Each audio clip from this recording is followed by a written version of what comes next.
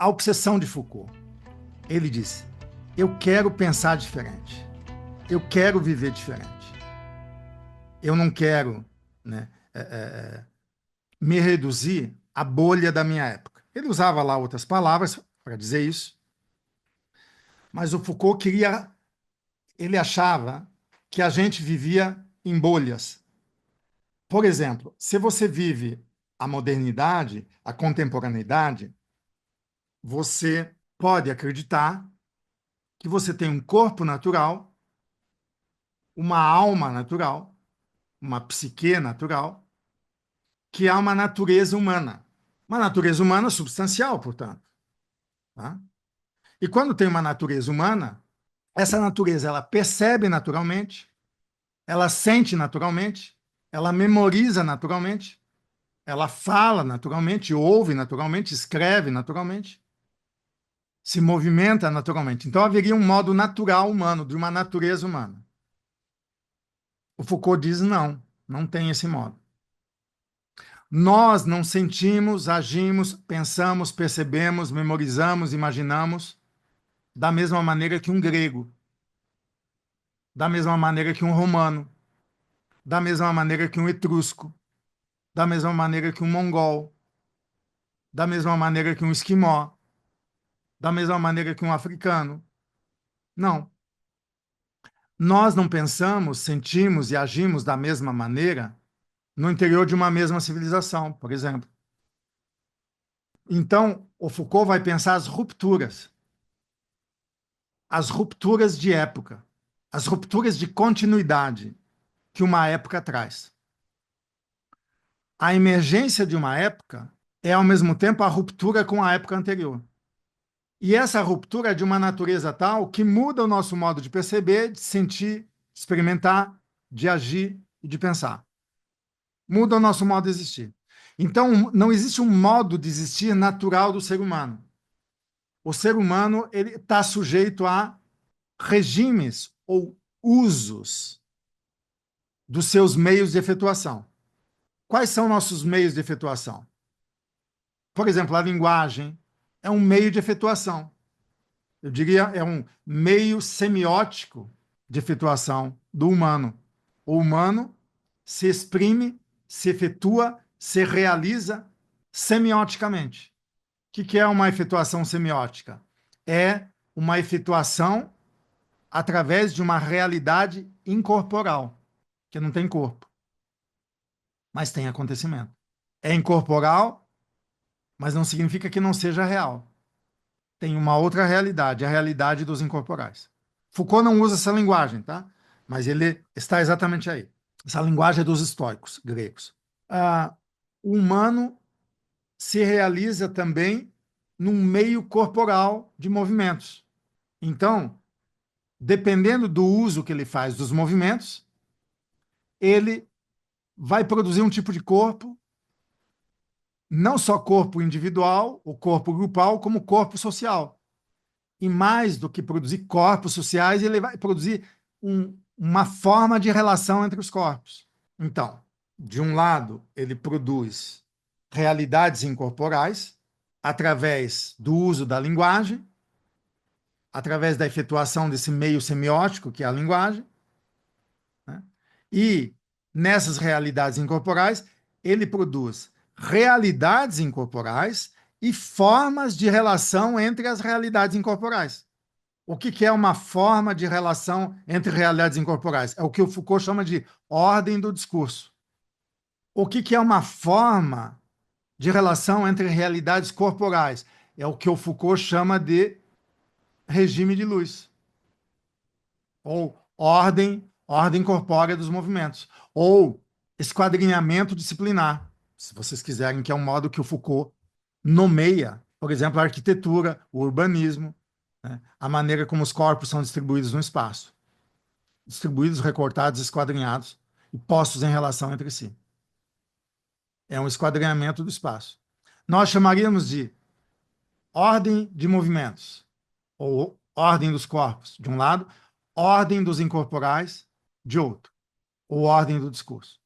Então, isso está naquilo que Foucault chama de campo do saber, ou formações de saber. Ou seja, esse nível de realidade diz respeito ao campo do saber, tudo que é transformado em saber, tudo que opera no regime do saber, no nível do saber. Há três momentos na obra de Foucault. O primeiro Foucault é esse Foucault debruçado sobre o campo do saber, que nós vamos já esclarecer um pouco mais. O segundo Foucault é um Foucault debruçado sobre os diagramas de poder. E o terceiro Foucault é o Foucault debruçado sobre uma estilística da existência, ou uma ética do cuidado de si, da produção de si. Uma ética ligada a uma estética. É o terceiro Foucault. O primeiro Foucault vai desde o final dos anos 50 até 1969. Tem um pouco mais de 10 anos, essa primeira fase do Foucault, que é arrematada com uma obra chamada Arqueologia do Saber. A Arqueologia do Saber, o Foucault vai fazer uma teoria do enunciado, uma teoria da ordem discursiva. O enunciado é o elemento que constitui uma ordem discursiva, ou que Deleuze e Guattari chamam de regime de signos, ou regime semiótico. Então, o Foucault vai definir o que é um enunciado na Arqueologia do Saber, depois de ter feito a história da loucura e a história da clínica, e as palavras e as coisas. Quando ele trata do saber biológico, do saber econômico e das ciências humanas. Ciências humanas, ciências econômicas e ciências biológicas. Ou ciências da vida, biológicas, ciências da materialidade ou da produção, ciências econômicas, e ciências humanas, ligadas à subjetividade, ligadas à antropologia, ao antropo, né? Ao ser do homem. É ali que ele vai dizer que o homem tem 200 anos de idade.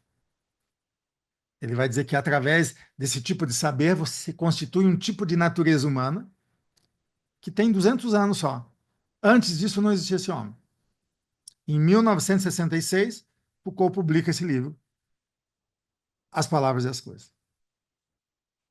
Bom, o que importa reter aqui? Vamos ficar um pouquinho nesse primeiro Foucault.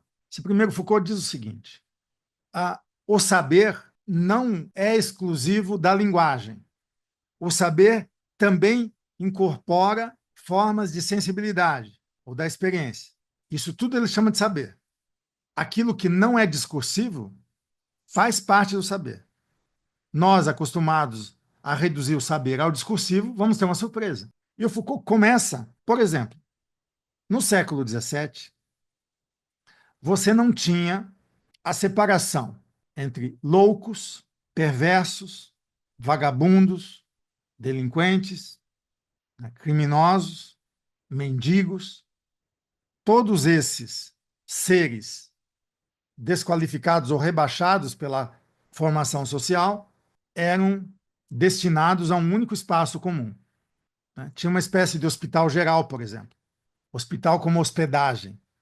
Houve um tempo em que os loucos eram destinados a uma nau, a um navio, destinados a vagar, não podiam ter o convívio social.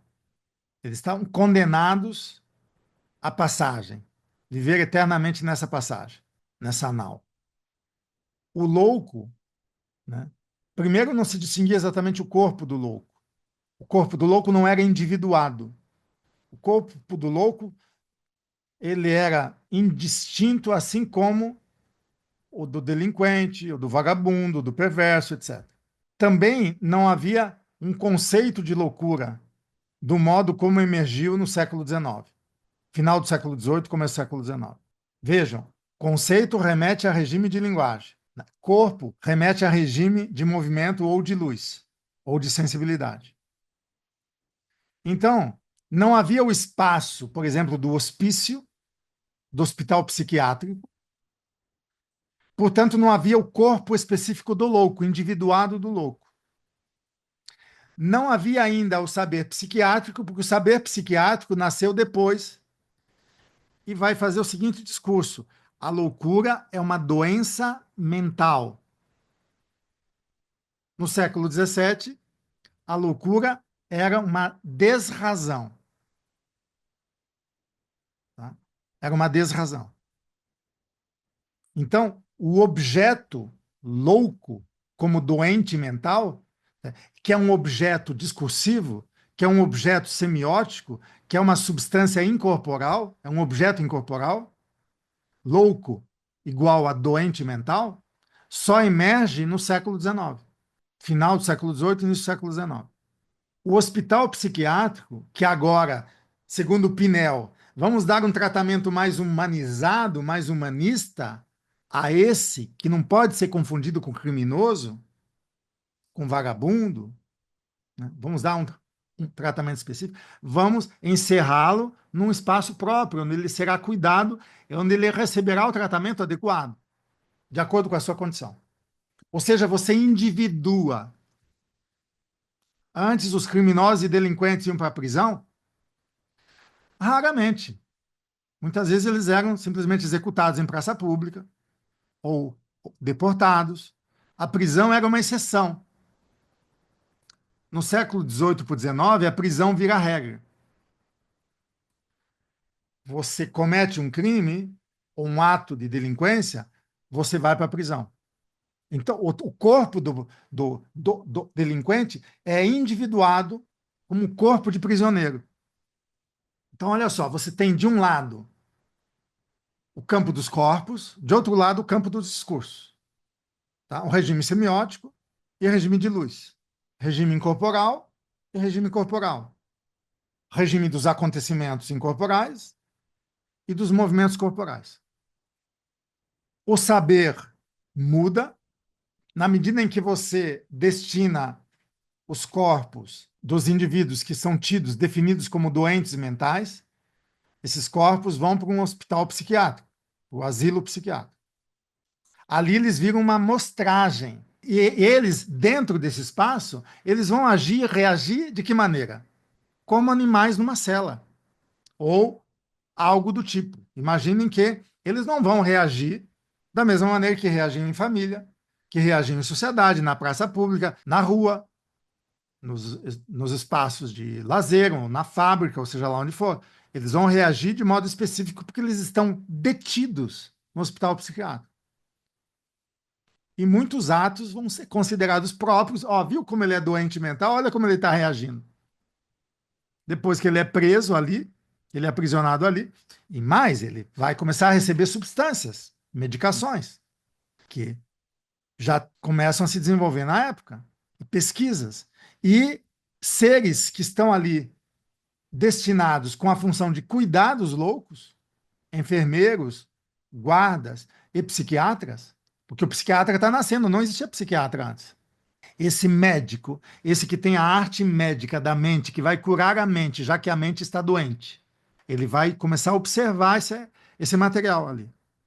Então, a maneira como o louco no hospital psiquiátrico age e reage ou se comporta vira objeto de uma ciência nova que está nascendo, que é a psiquiatria. E essa ciência vai detectar o modus operandi de um louco, típico de um louco. E vão, claro, distinguir variações nessa loucura. O esquizofrênico, o paranoico, etc, etc, etc. E os índices de periculosidade, que ameaçam a sociedade, ameaçam os outros e ameaçam a si mesmo. Então, o controle, a camisa de força, isso tudo nasce ali, eletrochoque, lobotomia depois, né? E os psiquiatras se tornam sábios, sabedores, operadores de uma verdade, produtores de verdade. Então, o discurso é usado, né, na medida em que ele colhe a experiência e registra essa experiência, organiza essa experiência em saberes, né, junto com os discursos, o saber psiquiátrico vai se constituindo. Então, nasce uma ciência psiquiátrica, nasce o objeto da psiquiatria, que é a doença mental. Ó, isso tudo no campo do discurso, hein? Ciência, o sujeito autorizado, o sujeito especulativo de conhecimento, como psiquiatra, ele nasce ali. E o objeto da psiquiatria é a doença mental. Então, nasce uma substância de expressão, que é a doença mental. Vou usar aqui agora a linguagem de Deleuze e Guattari, tá? Nasce uma substância de expressão, que é a doença mental. Nasce uma forma de expressão, que é o saber psiquiátrico.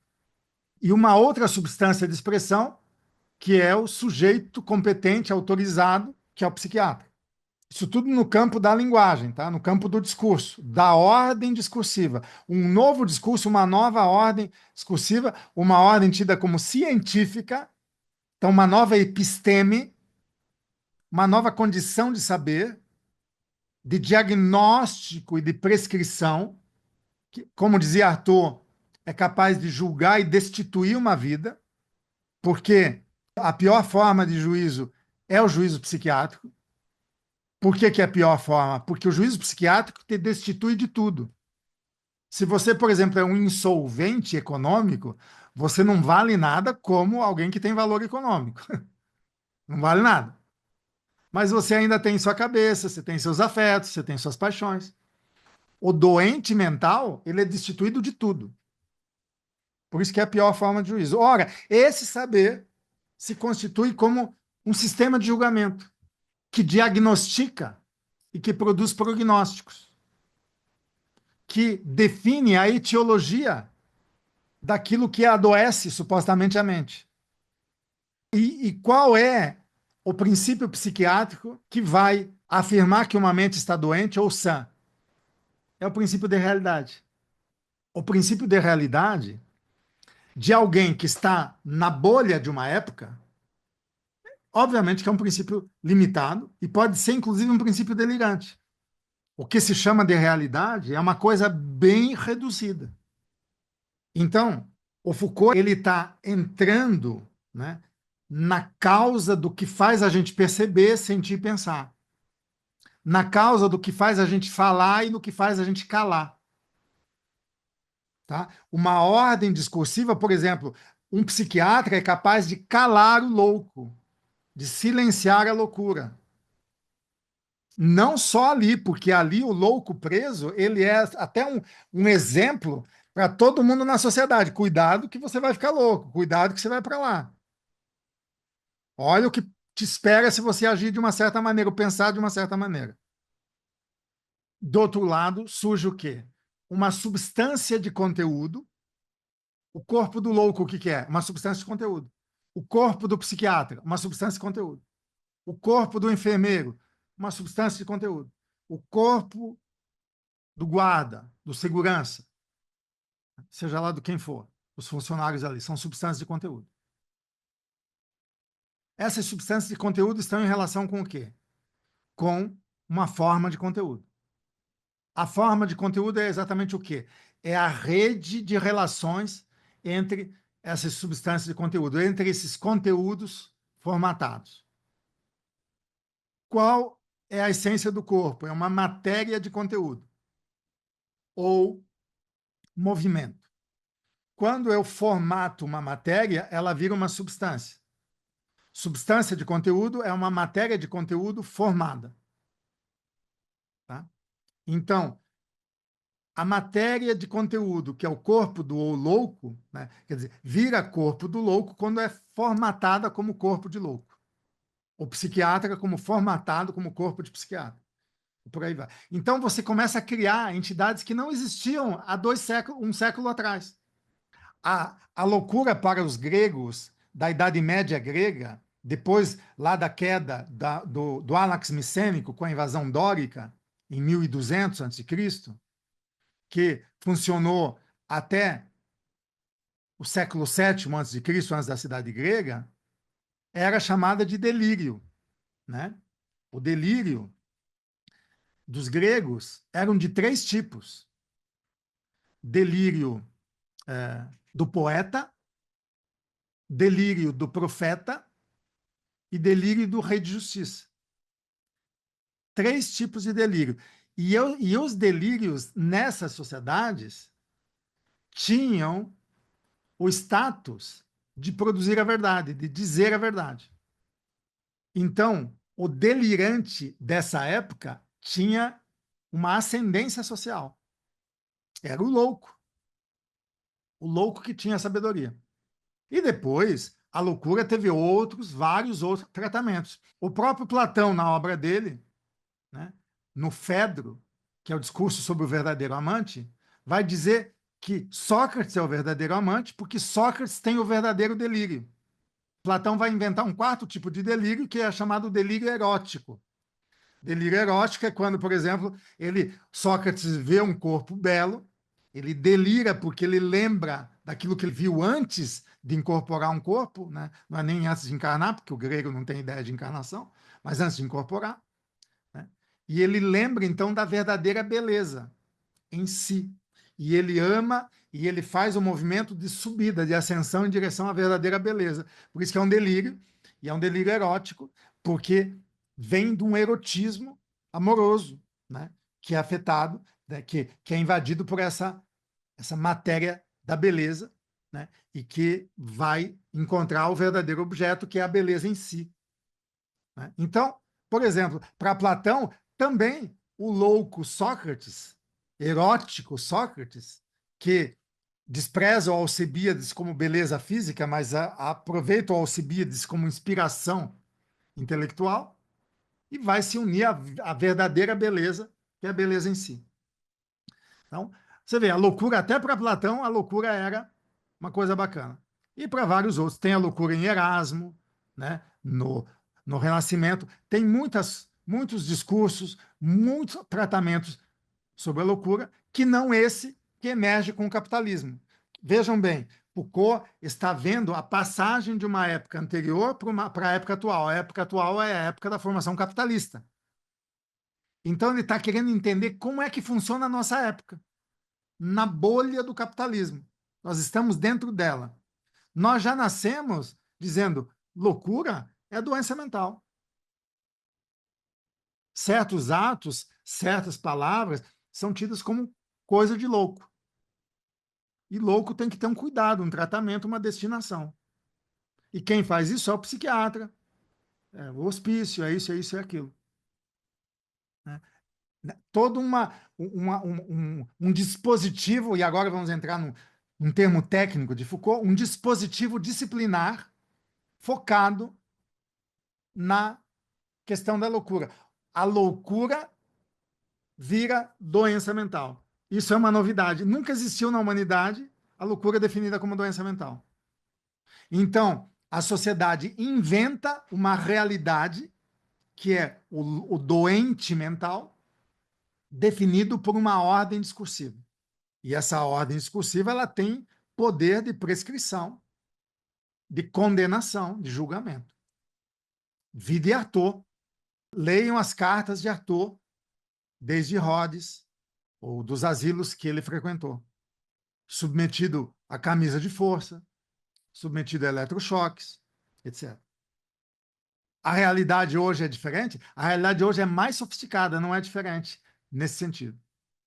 Hoje você tem as coleiras químicas, as camisas de forças químicas.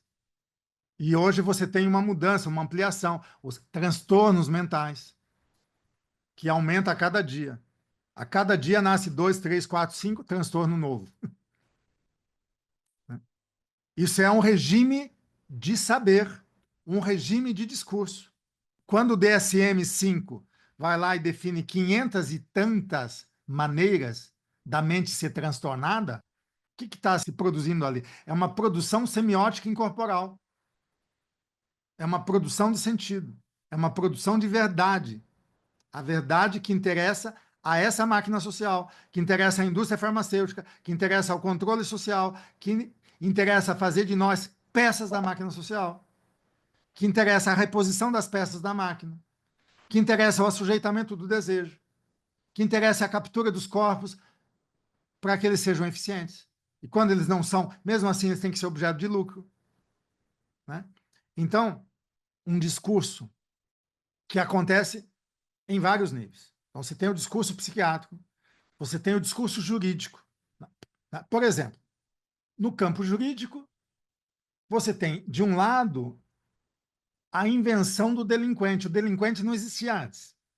O delinquente virou fundamentalmente aquele que ataca a propriedade privada. O ataque à propriedade privada se tornou pior do que o ataque à vida. E até hoje não é assim? Vide Gaza. Agora, aquele bandido voltou a bombardear Gaza. A vida pouco importa. Importa, e eles sim podem roubar a propriedade alheia. Né? É um assalto. Né? A terra dos indígenas, etc. E tal. O capitalismo sempre fez isso. Ele se apropriou, expulsou. Né? Africanos, asiáticos, americanos, sempre foram empurrados, desterritorializados. Né? E, então, o crime inicial no século 17 por 18, que foi inaugurado semioticamente a partir de um novo regime de discurso, foi a delinquência. O delinquente, né, é aquele que essencialmente é o inimigo da propriedade. É visto como um inimigo da propriedade privada. Ora, não existe capitalismo sem propriedade privada. Então vocês veem que cada sociedade, cada formação social inventa as suas máquinas, os seus mecanismos disciplinares. Ela vai produzir o corpo que interessa a ela, a mente que interessa a ela. É isso que Foucault começa a descobrir, que é uma produção de subjetividade, mas há também uma produção de individualidade. Por isso que ele vai dizer que o indivíduo, assim como o homem, só tem 200 anos. Isso em 1966. Agora, 50 e tantos anos se passaram, então já tem 250 e tantos anos, segundo ele. Né? Então, o que é o indivíduo? O indivíduo é uma luz que é lançada sobre o modo da gente se comportar. Vai aparecer isso em destaque na obra dele com uma obra chamada Vigiar e Punir. Vigiar e Punir já é o segundo Foucault, já é o Foucault dos diagramas de poder. Tá? Em Vigiar e Punir, você vai ver de modo muito claro, né, um corpo que é virtualmente criminoso, que é virtualmente louco, que é virtualmente perverso, que é virtualmente isso ou aquilo. Ele é virtualmente perigoso. Ele é virtualmente uma ameaça a qualquer corpo. É isso que vai levar, né, alguns a dizerem que, ao contrário da prerrogativa que orienta o direito moderno e contemporâneo, que somos inocentes até que se prove o contrário, é justo o contrário. Somos culpados até que se prove a nossa inocência. A obra de Kafka é toda em cima disso. O processo é genial. O processo é em cima disso. O processo vai expor os dois regimes jurídicos de culpabilização da vida. Né? E que você é culpado até que se prove o contrário. Né? Você é virtualmente criminoso, virtualmente assassino, virtualmente inimigo da propriedade privada, virtualmente vagabundo, virtualmente louco, virtualmente isso ou aquilo. Virtualmente um desorganizado de corpo. Então é preciso te enquadrar, é preciso te vigiar. Né? É preciso inocular a norma dentro de você, para que você saiba o que você deve fazer. A lei não basta. O Foucault vai dizer que a nossa sociedade é a sociedade que inventa a norma e que se sobrepõe à lei.